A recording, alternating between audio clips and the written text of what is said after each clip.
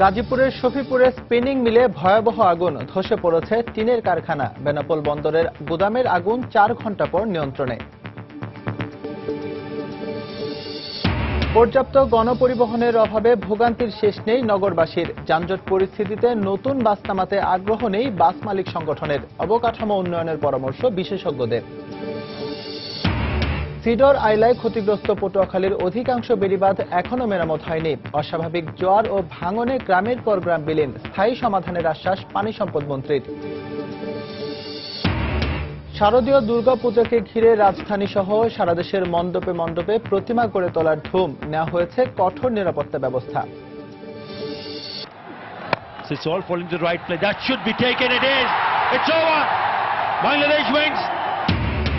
এবং আফগানদের বিধ্বস্ত করে ১৭তম ওয়ানডে জয় টাইগারদের। তামিমের সেঞ্চুরিতে দেশের মাটিতে মাশরাফিদের টানা ৬ষ্ঠ সিরিজ জয়।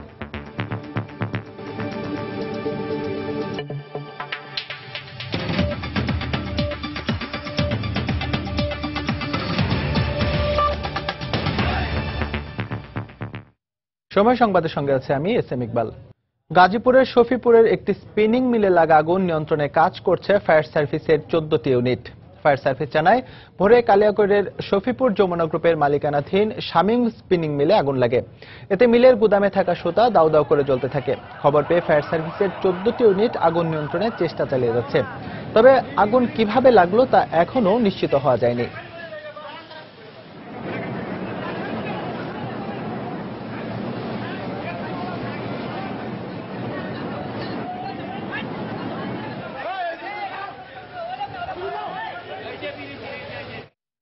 দর্শক, এই মুহূর্তে ঘটনাস্থলে আছেন আমাদের রিপোর্টার খান মোহাম্মদ রুমেল। আমরা এখন সরাসরি চলে যাচ্ছি তার কাছে।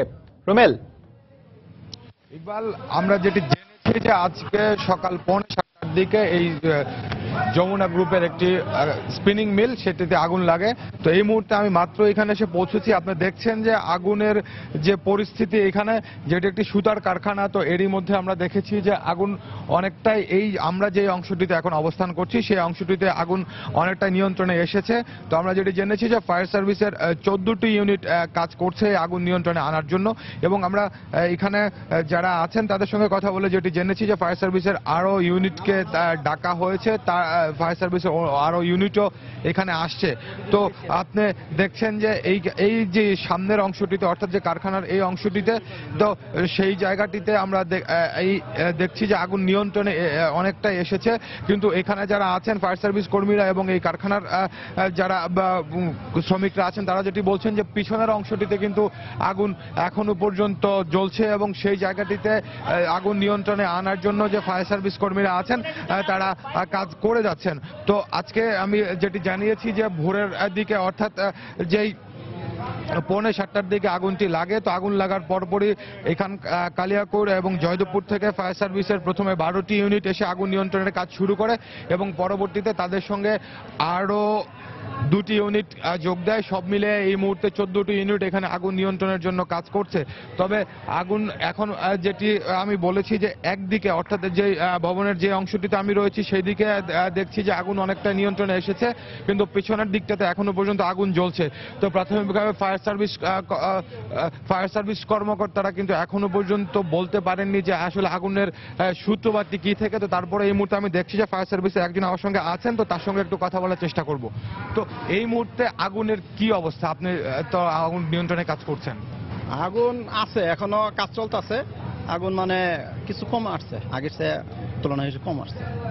আগুনের সূত্রপাত কি থেকে আপনারা কি এখন পর্যন্ত জানতে পেরেছেন? জানতে পারতেছি না, এখনো আমরা জানি না কি থেকে আগুনটা ধরছে। তো এখন যে অবস্থা আগুনের, আমরা এই অংশটিতে দেখছি যে অনেকটা নিয়ন্ত্রণে এসেছে, পিছনের দিকে তো এখনো পর্যন্ত জ্বলছে। তো পুরো আগুনটা নিয়ন্ত্রণে আসতে আরো কি পরিমাণ সময় লাগতে পারে? এখনো তো আরো সময় লাগবে, আপনি হ্যাঁ একটার বেশি লাগবে। জি জি, বিকাল পর্যন্ত। ধন্যবাদ। তো ইকবাল, আপনি শুনছিলেন যে কথা বলছিলাম ফায়ার সার্ভিসের একজন কর্মকর্তার সঙ্গে। তো তিনি যেটি জানিয়েছেন যে এই সামনের দিকের আগুনটি এখনো পর্যন্ত নিয়ন্ত্রণে আসলেও যে পিছনের দিকে আগুন এখনো পর্যন্ত জ্বলছে এবং তারা যেটি ধারণা করছেন যে আগুন নিয়ন্ত্রণে আসতে আরো অনেকটাই সময় লাগবে। তো তারপরেও তারা কাজ করে যাচ্ছেন এবং ফায়ার সার্ভিস কর্মকর্তারা যেটি বলছেন যে প্রাথমিকভাবে এখনো পর্যন্ত তারা আগুনের কি কারণ, কিসের থেকে আগুন লেগেছে সেটি তারা এখনো পর্যন্ত জানতে পারেননি। এই মুহূর্তে তারা আগুন যে নিয়ন্ত্রণে আনার আনার জন্য সেই দিকটাতেই তারা বেশি নজর দিচ্ছেন। তো এরপরেই হয়তো বা আগুন যদি পুরোপুরি নিয়ন্ত্রণে আসে, তারপরে হয়তো যে আগুনের সূত্রপাত কিভাবে সেইটি তারা জানার চেষ্টা করবেন। তো ইকবাল, এই মুহূর্তে আমি এখানে পেয়েছি আরো একজন ফায়ার সার্ভিস কর্মকর্তাকে, তো কথা বলছি। তো তিনি যেটি বলছেন যে এই মুহূর্তে আগুন নিয়ন্ত্রণের দিকে তারা নজর দিচ্ছেন, তো তারপরেই তারা হয়তো আমাদের সঙ্গে কথা বলবেন। তো ইকবাল, আমি আপনাকে বলেছিলাম যে সামনের দিকের ভবনের সামনের দিকের আগুন নিয়ন্ত্রণে আসলো, পিছনের দিকে এখনো পর্যন্ত জ্বলছে। তো আমরা যে জায়গাটিতে, অর্থাৎ যে অংশটিতে এখনো পর্যন্ত আগুন জ্বলছে সেই দিকে আমরা যাওয়ার চেষ্টা করছি। তো এইখান থেকে আমরা যেটি দেখছি যে এখানে প্রচুর পরিমাণে ধোঁয়া দেখা যাচ্ছে, অর্থাৎ আমরা যেখানে রয়েছি সেখান থেকে প্রচুর ধোঁয়া দেখা যাচ্ছে। কারণ আপনি জানেন যে এটি হচ্ছে একটি স্পিনিং মিল, অর্থাৎ এখানে সুতার কারখানা। তো এই যে সুতাতে আগুন লেগেছে এবং যেই এই স্পিনিং মিলের যে সুতার গোডাউনটি রয়েছিল, গুদাম, তো সেই গুদামের মধ্যে আগুনটি লেগেছে। তো এবং যে ফ্যাক্টরিগুলো রয়েছে সেখান থেকে নাকি এই যে গোডাউন থেকে আগুনের সূত্রপাত, সেটি কিন্তু এখনো পর্যন্ত নিশ্চিত হওয়া যায়নি। তো আপনি যেটি বলেছিলাম যে এই যে ভবন আমরা দেখছি যে স্পিনিং মিলটি কিন্তু বিশাল একটি কমপ্লেক্স। তো এই মুহূর্তে সেই বিশাল কমপ্লেক্সের ভেতরে কিন্তু আপনার টিন শেড ভবন রয়েছে, আবার আপনার পাকা ভবনও রয়েছে। তো যে গোডাউনটিতে আগুন লেগেছে বলে আমরা দেখেছি সেটি কিন্তু একটি টিন শেড ভবন, এবং আমরা দেখছি যে সেই টিন শেড ভবনটি কিন্তু অনেকটাই ধসে পড়েছে। আগুনের যে উত্তাপ, সে আগুনের উত্তাপে ভবনটি, সেই টিন শেড ভবনটি অনেকটাই দুমড়ে মুচড়ে গেছে। এবং এই মুহূর্তে আমরা যেটি দেখছি যে ভিতর থেকে যেই পুড়ে যাওয়া সুতার যে সুতাগুলো রয়েছে, সেই সুতাগুলো ফায়ার সার্ভিস কর্মীরা এবং এই যে কারখানার যে শ্রমিকরা রয়েছেন তারা সবাই মিলে সে পুড়ে যাওয়া সুতাগুলো ভিতর থেকে বের করে আনছেন। এবং আমরা যেটি দেখছি যে ভিতরে এখনো পর্যন্ত কিন্তু আগুনের লেলিহান শিখা এখনো পর্যন্ত ভিতরে দেখা যাচ্ছে। এবং ফায়ার সার্ভিস কর্মীরা সেই আমরা দেখছি যে বড় পাইপের সাহায্যে, অর্থাৎ যে ফায়ার সার্ভিসের যে পানি সরবরাহকারী পাইপগুলো রয়েছে তা দিয়ে ভিতরে যে আগুন দাউ দাউ করে জ্বলছে সেই আগুনগুলো তারা নিয়ন্ত্রণ করার চেষ্টা করছেন। সেখানে তারা যেই আমি যেটি বলেছি যে টিনশেড যে ভবনটি, সেই ভবনটি কিন্তু আগুনের উত্তাপে আমরা দেখেছি যে একেবারেই দুমড়ে মুচড়ে গেছে এবং অনেকটাই ধসে গেছে, আমরা এমনটাই দেখছি। আর যেটি বলছি যে ভিতরে কিন্তু এখনো পর্যন্ত আগুন জ্বলছে, আমরা এমনটাই দেখছি। এবং যেই বলেছি আপনাকে যে সামনের দিকের অংশে আগুন লেগেছে এবং সামনের দিকের অংশের আগুন নিয়ন্ত্রণে এসেছে এবং পেছনের দিকের অংশে আগুন জ্বলছিল। তো আমরা যেটি আপনাকে বলছিলাম একটু আগে যে ফায়ার সার্ভিসের যেই কর্মীরা এবং এখানে যারা কারখানায় যারা শ্রমিকরা আছেন তারা সবাই মিলে সেই যে পুড়ে যাওয়া সুতা সেইগুলো ভিতর থেকে বের করে আনছেন। এবং আমরা যেটি আপনাকে জানিয়েছি যে ভিতরের অংশে কিন্তু এখনো পর্যন্ত আগুন জ্বলছে। তো সেই ভিতরের যে জায়গাটিতে আগুন জ্বলছে সেখানে কিন্তু একদিকে আগুন জ্বলছে, আরেকদিকে সে যে পানি ছিটানো হচ্ছে, তো সেই কারণে কিন্তু প্রচন্ড ধোঁয়ার সৃষ্টি হয়েছে। তো সবকিছু মিলিয়ে এখানে এখনো পর্যন্ত আগুন নিয়ন্ত্রণে আসতে আরো অনেকটাই সময় লাগবে। আমরা এখানে যে পরিস্থিতি দেখছি সেটা থেকে কিন্তু সেটি ধারণা করছি। এবং এই যে ভবনটি, যেই হচ্ছে একটি টিনশেড ভবন, এবং এখানে কিন্তু আমি আপনাকে বলেছি যে টিনশেড ভবনটি কিন্তু ধসে পড়েছে এবং টিনশেড ভবনটি ধসে পড়েছে এবং সেই ধসে পড়া ভবনটি দেয়ালগুলো ছিল টিনের তৈরি, সেই দেয়ালগুলো অনেকটা দুমড়ে মুচড়ে গেছে এবং দেয়ালগুলো, আপনাকে আমি বলেছি যে আগুনের উত্তাপে যেমন টিনশেড ভবনের যেই চারপাশের যে দেয়ালগুলো ছিল টিনের তৈরি, সেই দেয়ালগুলো অনেকটা দুমড়ে মুচড়ে গেছে এবং দেয়ালগুলো একেবারে উপরে যে টিনের যে ছাদটি রয়েছিল সেই ছাদটিও কিন্তু অনেকটাই মাটির সঙ্গে মিশে গেছে। তো তারপরেও ফায়ার সার্ভিসের কর্মীরা সেই ভিতরে প্রবেশ করে সেখানে আগুন আগুনে পানি ছিটিয়ে সে আগুনগুলো নিয়ন্ত্রণে আনার চেষ্টা করছেন এবং একদিকে যেদিকে পানি ছেটানো হয়ে যাচ্ছে সেই জায়গাগুলো থেকে কিন্তু সুতাগুলো বাইরে বের করে নিয়ে আসা হচ্ছে, কারণ আপনি জানেন যে সুতা কিংবা তুলায় যখন আগুন লাগে তখন কিন্তু সে উপর থেকে পানি দেওয়া হলে উপরের অংশের আগুন নিয়ন্ত্রণে চলে এলে ভিতরে কিন্তু অনেক সময় ধিকি ধিকি আগুন জ্বলতে থাকে এবং সেই আগুন থেকে আবার কিন্তু বড় ধরনের আগুনের আশঙ্কা থাকে। তো সেই কারণেই যেই অংশের অর্থাৎ কারখানার সুতাগুলো পুরো গুদাম ঘরটিতে সুতায় পরিপূর্ণ, তো যে জায়গাটিতে পানি দিয়ে সুতোগুলো ভিজিয়ে দেওয়া হচ্ছে এবং সেই ভেজা সুতাগুলো কিন্তু সঙ্গে সঙ্গে বাইরে বের করে নিয়ে আসা হচ্ছে যাতে সেখান থেকে নতুন করে আর আগুনের সূত্রপাত না হতে পারে। তো এই ভবনের যেই অংশ দিয়ে আমি ভিতরে প্রবেশ করেছি সেই অংশে আমরা দেখছি যে সুতাগুলো সব ভিজিয়ে ফেলা হয়েছে এবং আধা পোড়া এবং পুরোপুরি পুড়ে যাওয়া সুতা সেইগুলো বাইরে ফেলে দেওয়া হচ্ছে।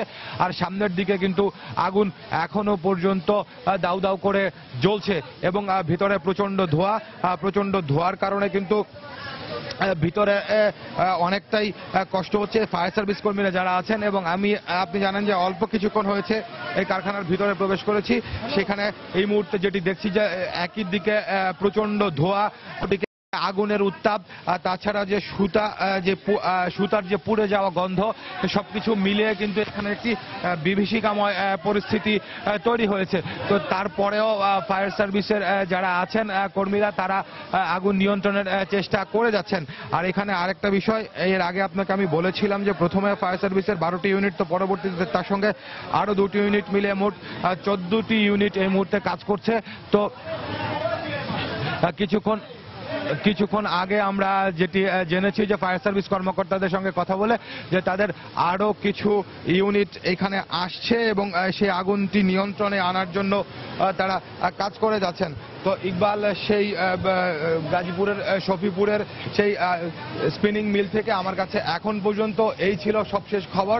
তো পরবর্তীতে নতুন কোনো তথ্য আমার কাছে আসলে আমি আবার আপনার সঙ্গে যোগ দিব। ইকবাল।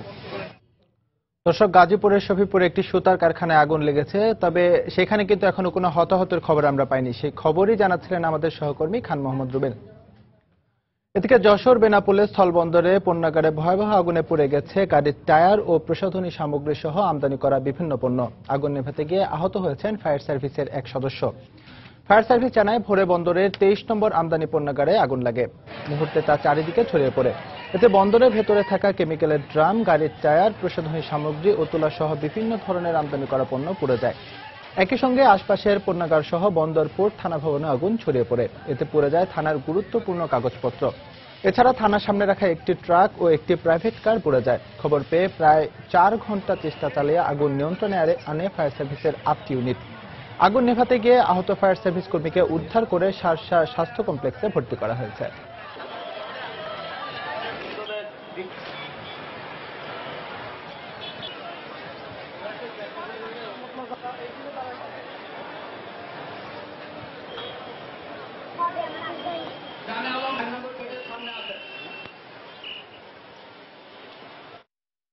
দেখলাম দাউ দাউ করে আগুন জ্বলছে এবং বেনাপোলের ফায়ার সার্ভিস কমিটি আসলো, এসে ওনারা চারিদিকে সব জায়গায় খবর দিল। আগুন ধরানোর কিছুক্ষণ পরে ফায়ার সার্ভিস আসে, আগুন নিয়ন্ত্রণে আনে।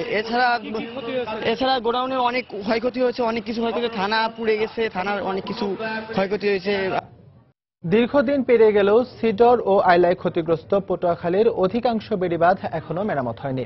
এবছর বর্ষা মৌসুমের শুরুতে অস্বাভাবিক জ্বরের পানির চাপে ইতোমধ্যে পায়রা নদীর অব্যাহত ভাঙনে কয়েকটি গ্রাম নদীগর্ভে বিলীন হয়ে গেছে। নিঃস্ব হয়ে গেছে গ্রামের কয়েক হাজার পরিবার। বাঁধ নির্মাণের জন্য বাজেট চাওয়ার কথা জানালেন পানি উন্নয়ন বোর্ড। এদিকে ভাঙন রোধে 50 কোটি টাকা ব্যয়ে একটি প্রকল্পের মাধ্যমে স্থায়ী সমাধানের কথা জানালেন পানি সম্পদ মন্ত্রী। সুজন দামের ছবি ও মনির হোসেন বাদলের তথ্য নিয়ে ডেস্ক রিপোর্ট। পটুয়াখালীর পায়রা নদীর অব্যাহত ভাঙনে কয়েকটি গ্রাম ইতোমধ্যে নদীগর্ভে বিলীন হয়েছে। দুমকি উপজেলার আঙ্গারিয়া ও পাঙ্গাসিয়া ইউনিয়নের চাঁদখালী, রাজগঞ্জ, আলদি ও বাহেরচর সহ কয়েকটি গ্রামের শত শত পরিবার নদীর অব্যাহত ভাঙনে স্কুল, মাদ্রাসা, কবরস্থান, ঘরবাড়ি, ফসলের ক্ষেত, গাছপালা সব হারিয়ে নিঃস্ব হয়েছে। প্রতিনিয়ত জোয়ারের প্লাবনে ভেসে যায় মাছের ঘের ও আউশের ফসল। বেড়িবাঁধ সম্পূর্ণ ভেঙে যাওয়ায় আতঙ্কের মধ্যে রয়েছে এলাকাবাসী। সম্প্রতি পায়রা নদীর ভাঙন কবলিত এলাকা পরিদর্শনে এসে এক জনসভায় এলাকাবাসীকে স্থায়ী সমাধানের প্রতিশ্রুতি দেন পানি সম্পদ মন্ত্রী। তবে ক্ষতিগ্রস্ত এলাকাবাসী চান প্রতিশ্রুতির দ্রুত বাস্তবায়ন। গড়দুয়ার মোড়ে ভাঙতে পারে না, ওদিকে মানে খালি একটার পর একটা খালি জয়াল পড়তে আছে। মসজিদ এবং কবরস্থান হঠাৎ করে জমে ডাববে গেছে, কল্পনার বাইরে। এখন আমরা থাকি মানুষের জায়গায় কোন রকমের ছাবড়া দিয়ে থাকি। কিছুদিনের মধ্যে যদি আমাদের বেড়িবাঁধ না হয় তাহলে আমাদের এই আঙ্গারি ইউনিয়নের 72 গ্রাম একবার বিলীন হয়ে যাবে এবং পানিতে তলিয়ে যাবে। পানি উন্নয়ন বোর্ডের এই কর্মকর্তা জানান, বাঁধ নির্মাণ ও মেরামতের জন্য বাজেট পেলে টেন্ডারের মাধ্যমে কাজ শুরু করা হবে। বাঁধ মেরামতের জন্য এবং যেখানে পুনর্নির্মাণ করা প্রয়োজন সেখানে পুনর্নির্মাণের জন্য বাজেট চাওয়া হয়েছে।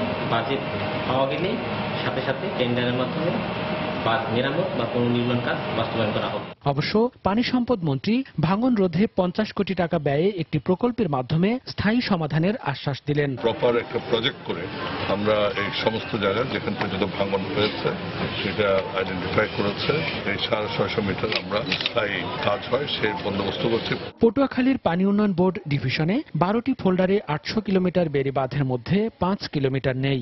সম্পূর্ণ ক্ষতিগ্রস্ত 50 কিলোমিটার আর আংশিক ক্ষতিগ্রস্ত প্রায় 100 কিলোমিটার। সময় সংবাদ, পটুয়াখালী। সময় সংবাদে আরো থাকছে, রাজধানীর যাত্রাবাড়িতে একটি বাড়ি থেকে নারীর গলা কাটা লাশ উদ্ধার, হত্যা রহস্য তদন্তে নেমেছে পুলিশ। জানাবো বাংলাদেশ আফগানিস্তান ওয়ানডে সিরিজের খবর। দাপুটের সঙ্গে ওয়ানডেতে 100তম জয় নিশ্চিত করল বাংলাদেশ। আফগানদের একরকম উড়িয়ে দিয়ে শেষ ওয়ানডেতে 141 রানের জয় পেয়েছে মাশরাফির দল। সেই সঙ্গে ঘরের মাটিতে টানা 6ষ্ঠ সিরিজ জিতল টাইগাররা। গতকাল মিরপুরে সিরিজ নির্ধারণী তৃতীয় ওয়ানডেতে আগে ব্যাট করে তামিম ইকবালের সেঞ্চুরিতে ভর করে 279 রান করে বাংলাদেশ। জবাবে মোশাররফ রুবেল, তাসকিনদের বোলিং তোপে মাত্র 138 রানে গুটিয়ে যায় আফগানিস্তান।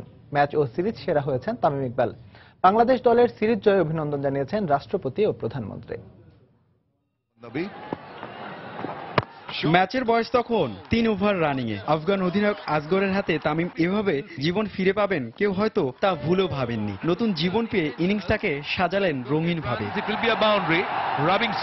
নিয়মিত একাদশের লাইফ লাইনে থাকা সৌম্যর ফেরার পর ততক্ষণে ওয়ান ডাউনে প্রমোশন পাওয়া সাব্বির সুযোগটা কাজে লাগালেন দারুণ ভাবে। অভিজ্ঞ তামিম আর সাব্বির উইকেটের চারপাশে বল উড়িয়ে আর গড়িয়ে আছড়ে ফেললেন বহুবার।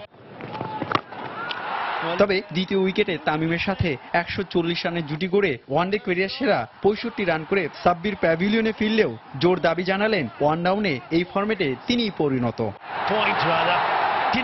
আফগান বোলারদের হাপিত্যের তুলে আগ্রাসী তামিম মিরপুরের মাটিতে পঞ্চম আর ক্যারিয়ারে 7ম সেঞ্চুরি উদযাপন করলেন এভাবেই।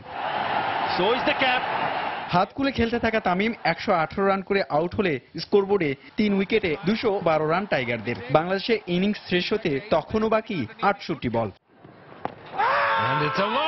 আফগানদের বিপক্ষে স্বাভাবিকভাবেই 300-এর বেশি স্কোরের স্বপ্ন ক্রিকেট পিয়াসীদের, কিন্তু স্লো ওভারে এসে পুরনো রোগে আক্রান্ত বাংলাদেশ।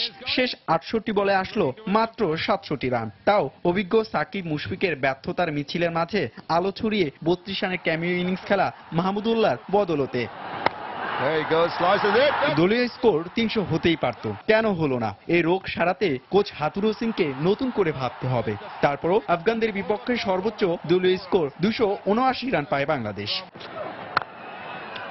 280 রান তাড়া করে জয়ের রেকর্ড নেই আফগানদের। ওভার প্রতি আস্কিং রান রেটও ছিল 6-এর কাছাকাছি। এমন সমীকরণে মাশরাফির ড্রিম ডেলিভারিতে স্টেম উপড়ে পড়ে ওপেনার শাহজাদের। প্রতিরোধ করার চেষ্টা ছিল নওরোজ ও হাসমতের মাঝে, কিন্তু 8.5 বছর পর জাতীয় দলে ফিরে এক ওভারে নওরোজ ও শাহিদের উইকেট তুলে মোশাররফ সরব করে তুলেন মিরপুরের গ্যালারি। সাকিবের দুর্দান্ত ফিল্ডিংয়ে অধিনায়ক আসগর রান আউটের ফাঁদে পড়লে দিক হারা হয়ে পড়ে আফগানদের ব্যাটিং লাইন আপ। পরের গল্পে স্পিড স্টার তাসকিন সর্বোচ্চ 36 রান করা হাসমত ও 26 রান করা নাজিমুল্লাহকে প্যাভিলিয়নে ফেরত পাঠালে দ্রুতই গুটিয়ে পড়ে আফগানদের ব্যাটিং দুর্গ। আর তাতে টানা ষষ্ঠ আর নিজেদের ইতিহাসে 21তম সিরিজ জিতে বাংলাদেশ ক্রিকেট দল। সেই সঙ্গে র্যাঙ্কিংয়েও নিজেদের অবস্থানে থাকলো টাইগাররা। শেষ ম্যাচে বড় দলের মতোই জয় পেল বাংলাদেশ। তবে নিজেদের ইতিহাসে 100তম ওয়ানডে জয়টা আসলো কিছুটা আক্ষেপের সাথে। আর পুরো সিরিজে কোচ হাতুরু সিং এর টপ আর মিডল অর্ডারের ব্যাটসম্যানদের নিয়ে যে গবেষণা করেছেন তার হিসেব তিনি কতটুকু মেলাতে পেরেছেন তা বোঝা যাবে কিন্তু আসন্ন ইংল্যান্ড সিরিজে। মিরপুর শেরে বাংলা জাতীয় স্টেডিয়াম থেকে হুমায়ুন কবির রোজ, সময় সংবাদ, ঢাকা। দুর্গাপূজাকে সামনে রেখে প্রস্তুত বন্দর নগরী চট্টগ্রাম। রং আর তুলির আঁচড়ে ফুটিয়ে তোলা হচ্ছে দুর্গার এক একটি রূপ। এবার মহানগরী ও জেলা মিলে 2000-এর মতো মণ্ডপে পূজা অনুষ্ঠিত হবে। আর যে কোনো ধরনের নাশকতা এড়াতে নিরাপত্তার চাদরে পূজা মণ্ডপগুলো ঢাকা থাকবে বলে জানিয়েছে পুলিশ প্রশাসন। বিস্তারিত জানাচ্ছেন পার্থপ্রতিম বিশ্বাস। কদিন পরেই সনাতন ধর্মাবলম্বীদের প্রধান ধর্মীয় উৎসব শারদীয় দুর্গাপূজা। এবার মহানগরীতে 290টি ও জেলায় 1685টি মণ্ডপে পূজা অনুষ্ঠিত হবে। আর নির্ধারিত সময়ে প্রতিমা বুঝিয়ে দিতে কারিগরদের দম ফেলার ফুরসত নেই। পূজা মণ্ডপগুলোতে চলছে দুর্গাদেবী গড়ে তোলার ধুম। রাত দিন কাজ করে তুলির আঁচড়ে ফুটিয়ে তোলা হচ্ছে মা দুর্গার এক একটি রূপ। এবার বাংলা এবং ওরিয়েন্টাল এই দুই ধরনের প্রতিমার চাহিদা বেশি বলে জানিয়েছেন প্রতিমা কারিগররা। আমাদের এখন ওরিয়েন্টালের চাপটা বেশি। আমরা এখন এই ওরিয়েন্টালটার ভিতরে বেশি একটু চক্ষুটুকু করবো, আর খুঁটিনাটি একটু কাজ আছে, এই করেই আমরা পার্টিরে বুঝাই দেবো। ওরিয়েন্টাল আর বাংলা প্রতিমা, বাংলা বলতে আলগা শাড়ি আলগা চুল। তবে এখানে এবার এবছরে বাংলা প্রতিমার চাহিদা বেশি। মোটামুটি কাজ শেষ হয়েছে, আর অলংকার, তারপরে চুল, শাড়ি কাপড় এগুলো পরানোর বাকি রয়েছে আর কি। সুষ্ঠুভাবে পূজা উদযাপনের লক্ষ্যে মহানগরী ও জেলা পূজা উদযাপন পরিষদের পক্ষ থেকে নেওয়া হয়েছে সব ধরনের ব্যবস্থা। পূজাকে সফল করার জন্য প্রতি বছরের যে উদ্যোগগুলো আমরা গ্রহণ করে থাকি, এই উদ্যোগগুলো আমরা এবারও গ্রহণ করেছি এবং বিভিন্ন আঞ্চলিক কমিটিগুলোর সাথে আমাদের প্রতিনিয়ত যোগাযোগ চলছে। আর পূজা চলাকালীন অবস্থায় যে কোনো ধরনের অনাকাঙ্ক্ষিত ঘটনা বা নাশকতা রোধে পূজা মণ্ডপগুলোকে ঘিরে নিরাপত্তা বলয় গড়ে তোলা হবে বলে জানিয়েছে পুলিশ প্রশাসন। আমাদের 3 জন বা 2 জন ফোর্স থাকবে, স্ট্যাটিক এটা থাকবে এখানে। পাশাপাশি আমাদের মোবাইল ফোর্স থাকবে, ডিবির ফোর্স থাকবে। ভালনারেবল যে জায়গাগুলো গুরুত্বপূর্ণ স্থান, সে সমস্ত জায়গায় চেকপোস্ট বসানো হবে। সন্দেহভাজন ব্যক্তি যারা আছে তাদেরকে তল্লাশি করা হবে। 7 অক্টোবর মহাষষ্ঠীর মাধ্যমে পূজার আনুষ্ঠানিকতা শুরু হবে। 11 অক্টোবর দশমী বিহিত পূজা শেষে দেবী মর্তলোক ছেড়ে স্বর্গলোকে শিবের বাড়ি ফিরে যাবেন। পার্থপ্রতিম বিশ্বাস, সময় সংবাদ, চট্টগ্রাম। সময় সংবাদে আরো থাকছে, গাইবান্ধায় পপুলার লাইফ ইন্স্যুরেন্স বীমা প্রকল্পের বিরুদ্ধে প্রচারণার অভিযোগ। মেয়াদ শেষ হওয়ার পরও টাকা পাচ্ছেন না গ্রাহকরা, অস্বীকার বীমা কর্মকর্তাদের। রাজধানীর যাত্রাবাড়ির রসুলপুর এলাকার একটি বাসা থেকে এক নারীর গলাকাটা লাশ উদ্ধার করেছে পুলিশ। এছাড়া আহত অবস্থায় ওই বাড়ি থেকে আরো এক নারীকে উদ্ধার করা হয়েছে। শনিবার রাত 11টার দিকে এ হতাহতের ঘটনা ঘটে। খবর পেয়ে ঘটনাস্থলে পৌঁছে যাত্রাবাড়ি থানা পুলিশ আহত নারীকে উদ্ধার করে ঢাকা মেডিকেল কলেজ হাসপাতালে পাঠায়। নিহত শিল্পী এবং আহত তার ভাবি পারুল কুমিল্লার 14 গ্রামের বাসিন্দা বলে জানায় পুলিশ। ওই দুই নারী শুক্রবারই ভাড়া বাসাটিতে উঠে বলে জানায় বাড়ির মালিক।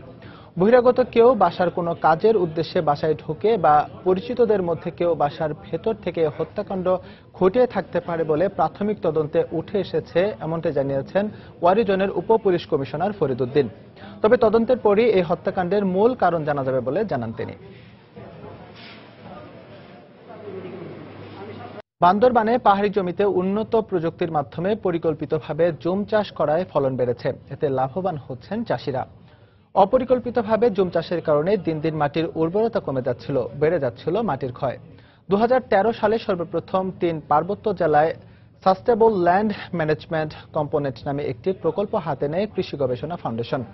প্রায় 3 বছর গবেষণা শেষে চলতি বছর জেলার রামরিপাড়া, মরলংপাড়া ও পর্যটন চাকমাপাড়া এলাকায় 200 একর জমিতে 500 জন কৃষককে প্রশিক্ষণের মাধ্যমে পরীক্ষামূলকভাবে এ পদ্ধতিতে কাজ শুরু করা হয়।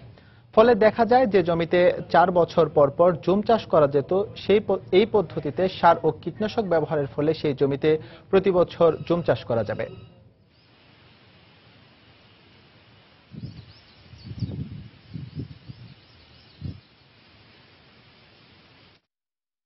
আগে বছর তো দাম বাড়া না হয়, বছর তো দাম বাড়া হয়ে যায়। পাহাড়ে সাধারণত ঝুম 3-4 বছর পর পরে জুম চাষ হয়।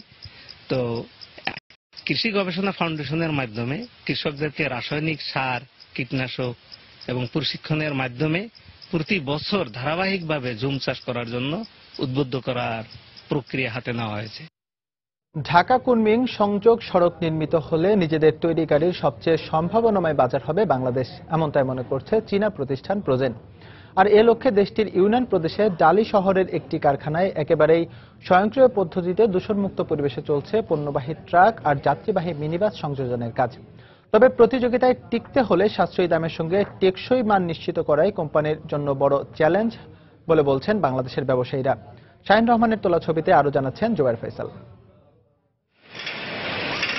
শুধুমাত্র এই একটি কারখানায় চীনা গাড়ি নির্মাতা প্রতিষ্ঠান প্রজেন ইন্ডাস্ট্রিজের মোট বিনিয়োগ প্রায় 4,000 কোটি টাকা।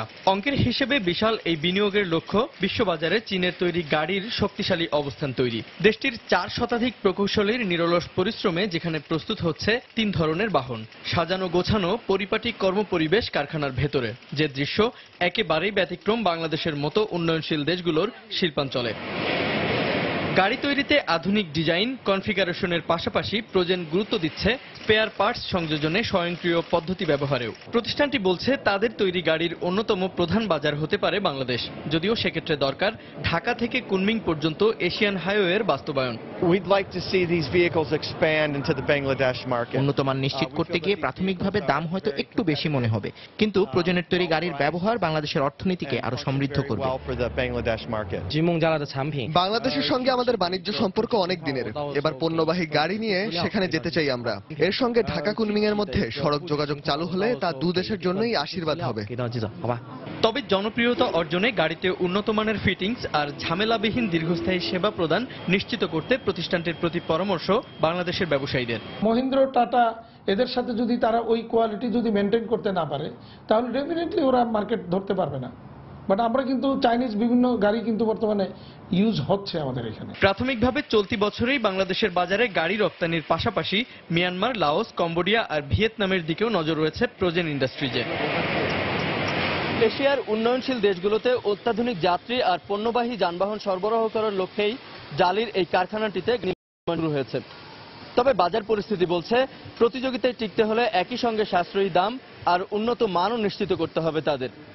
যদিও বৈশ্বিক অর্থনীতির প্রেক্ষাপটে বিরাট এই চ্যালেঞ্জ মোকাবেলা করা কিছুটা কঠিনই বটে, তবে দেশটির নাম চীন বলেই অসম্ভব শব্দটি এখানে একেবারেই অমূলক। জুবায়ের ফয়সাল, সময় সংবাদ, ইউনান, চীন। আফগানিস্তানের বিপক্ষে বাংলাদেশের সিরিজের শেষ ম্যাচে অপ্রত্যাশিতভাবে মাঠে ঢুকে পড়া মেহেদী হাসান নামে দর্শককে মিরপুর মডেল থানায় নিয়ে জিজ্ঞাসাবাদ করা হয়েছে। সে পুলিশের কাছে দাবি করেছে মাশরাফির প্রতি ভালোবাসা থেকেই এমনটি করেছেন তিনি। ব্যাপারটি স্বাভাবিকভাবেই নিয়েছেন অধিনায়ক মাশরাফি। তার এই ঘটনায় নিরাপত্তা কর্মীদের আরও সতর্ক হবার পরামর্শ দিয়েছেন ক্রীড়া বিষয়ক সংসদীয় কমিটির চেয়ারম্যান জাহিদ হাসান রাসেল। এম মামুনের তোলা ছবিতে বিস্তারিত জানাচ্ছেন হুমায়ুন কবির রোজ। নিরাপত্তা বলয় ফাঁকি দিয়ে ফুটবলের এই দুই তারকা লিওনেল মেসি কিংবা ক্রিশ্চিয়ানো রোনালদো দর্শকদের সীমাহীন আবেগের ভোগান্তির শিকার হয়েছেন এমন অনেক উদাহরণ আছে ক্রীড়া বিশ্বে।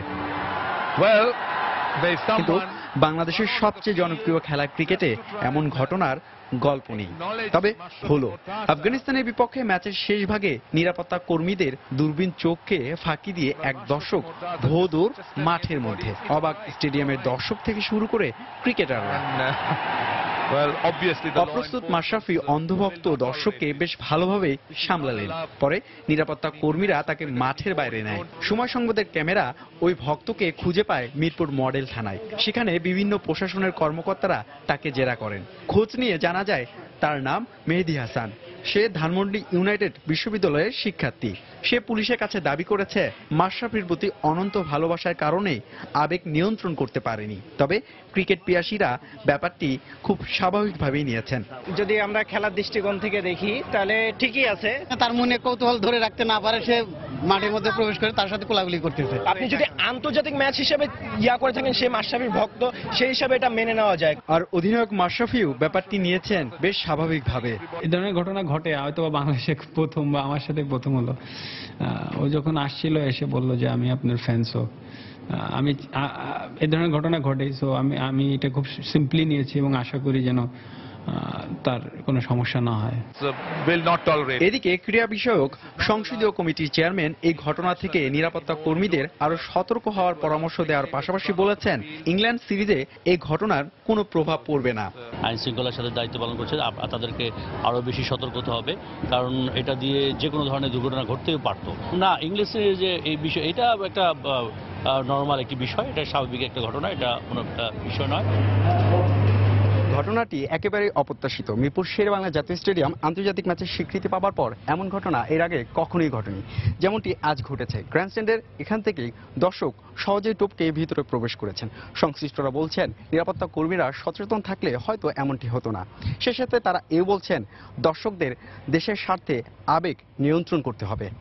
মিরপুর শেরেবাংলা জাতীয় স্টেডিয়াম থেকে হুমায়ুন কবির রোজ, সময় সংবাদ, ঢাকা। এ পর্যায়ে শীর্ষ সংবাদগুলো জানিয়ে দিচ্ছে আরেকবার। গাজীপুরের শফিপুরের স্পিনিং মিলে ভয়াবহ আগুন, ধসে পড়েছে টিনের কারখানা। বেনাপোল বন্দরের গুদামের আগুন 4 ঘন্টা পর নিয়ন্ত্রণে।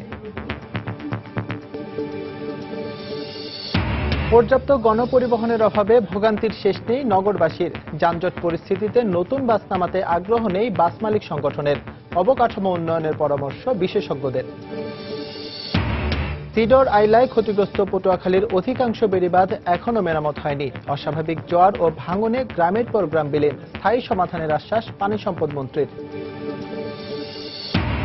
শারদীয় দুর্গাপূজাকে ঘিরে রাজধানী সহ সারা দেশের মণ্ডপে মণ্ডপে প্রতিমা গড়ে তোলার ধুম। নেওয়া হয়েছে কঠোর নিরাপত্তা ব্যবস্থা।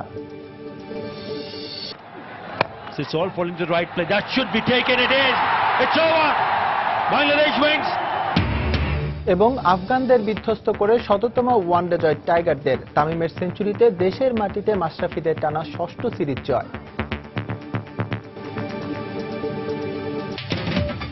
দর্শক, এই ছিল এখনকার মতো। যে কোনো খবর পেতে ভিজিট করুন সময়নিউজ.টিভি। যে কোনো বাংলা লিংক, রবি ও সিটিসেল নম্বর থেকে সময় সংবাদের খবর, অনুষ্ঠান সম্পর্কে জানতে এবং যে কোনো তথ্য সময় সংবাদকে জানাতে ডায়াল করুন 16242 নম্বরে। এছাড়া এইমাত্র পাওয়া খবর আপনার মোবাইল ফোনে পেতে SMS করুন *BN লিখে পাঠিয়ে দিন 16242 নম্বরে। সঙ্গেই থাকুন সময়ের।